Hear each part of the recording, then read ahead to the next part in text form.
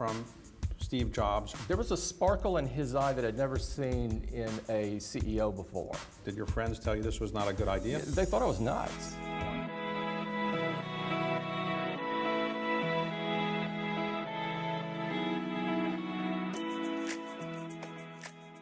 Joined another company called Compact. Yes. So you're at Compact, which at the time I think was one of the biggest manufacturers of personal computers. They were the number one at the time, yeah.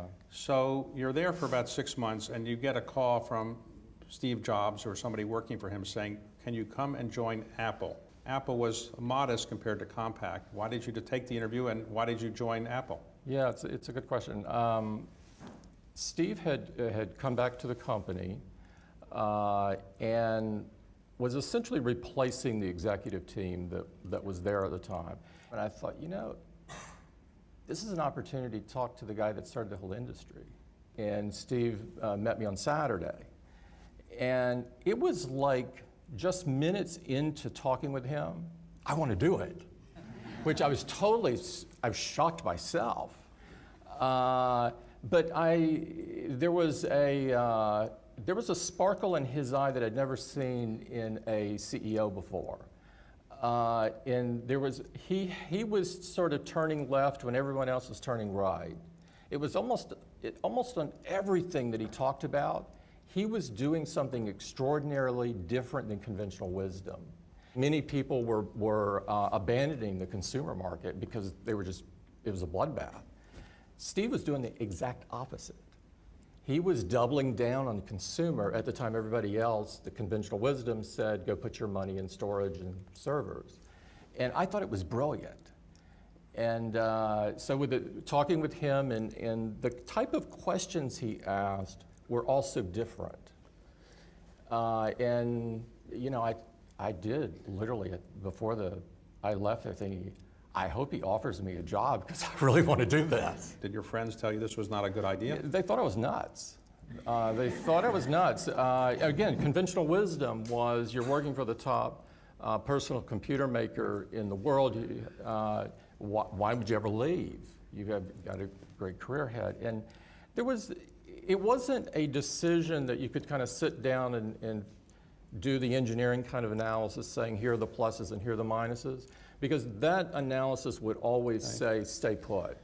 It was this sort of voice in your head that was saying go west, young man, go west. Well, despite the fact that there was no state income tax in Texas and there is in California, you still said you're going to go west. So in hindsight, this was the best professional decision of your life, I assume. Maybe the best decision of my life. And you're working for Steve. Was it better than you thought, worse than you thought, more challenging than you thought? I found it to be liberating, is the way I would describe it, because it's you could kind of talk to Steve about something very big, and if it resonated with him, he would just say okay, and you could do it.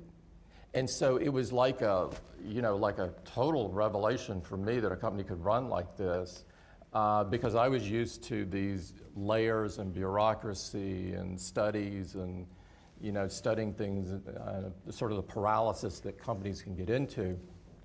And Apple was totally different than that. And I realized that if I couldn't get something done, I could just go to the nearest mirror and look at it, and that was the reason. Steve's health was such that he couldn't continue to be the CEO. He told the board that, and you were announced as the CEO, I think around July of 2011, something around there. When you became the CEO, did you feel you had, that Steve would say, here's what I was interested in doing, and you fulfill my goals, or did you feel you had your own view on what you should do, and how did you balance the two? You're succeeding a legendary figure. It's not so sequential as that. We have a really open company, and so most of us could finish the other person's sentences even when we might disagree with them.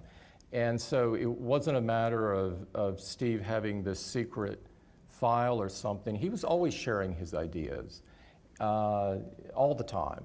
And so it was very different than that. And I thought, honestly, my thought at that time, and I know people have told me you're just not very smart. But my view at that time was he was going to be chairman and he would do that forever. And that we would figure out the sort of the relationship change there. And that's what I thought. And it, unfortunately, it didn't turn out that for it. Okay, you've also talked about the importance of equality. Yeah. Why is that important to you? As I look at the world, many of the problems of the world come down to the lack of equality. It's the fact that it's the kid that's born in one zip code who doesn't have a good education because they happen to be born in that zip code. It's someone that is maybe an LGBT community that is fired because of that. It's someone that has a different religion than the majority, and therefore they're ostracized in some way. And so very simply, I think, if one day you could wave a wand and everybody in the world would treat each other with dignity and respect, there are many, many problems that would go away with that. So you exposed your own personal life a bit. You know, the privacy that you've said other people should have, you kind of gave up some of your privacy. Why did you do that? Well, I did it for a greater purpose, is that it became clear to me that there were lots of kids out there that were not being treated well, including in their own families. And that kids need someone to say, oh, they did okay in life, and they're gay. So it must not be a life sentence in some kind of way. And when we're getting these notes, it would tug on my heart even more. And it got to the point where I thought, I'm making the wrong call by trying to do something that is comfortable for me, which is to stay private, that I needed to do something for the greater good. And so that's why. No.